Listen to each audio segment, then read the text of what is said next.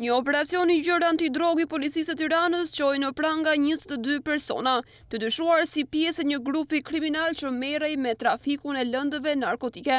Mes të arrestuarve bien në sy edhe emra të lidhur me kompaninë One Albania. Sipas burimeve zyrtare, në pranga kanë rënë Erald Stina, me detyrë drejtues i Departamentit të Zyrave dhe Pasurisë në One Albania, dhe Artan Pullazi, team leader në One Albania. Kujtojmë që Erald Sina një vit më parë është marrë nën hetim për fshehjen e një sulmi të ndodhur në kompaninë telefonike One Albania. Nën hetim u vun 8 persona, 7 prej të cilëve janë punonjës të kompanisë që kujdesej për sigurinë e kompanisë, Nazeri 2000, dhe punonjës sigurie të brendshëm të kompanisë One.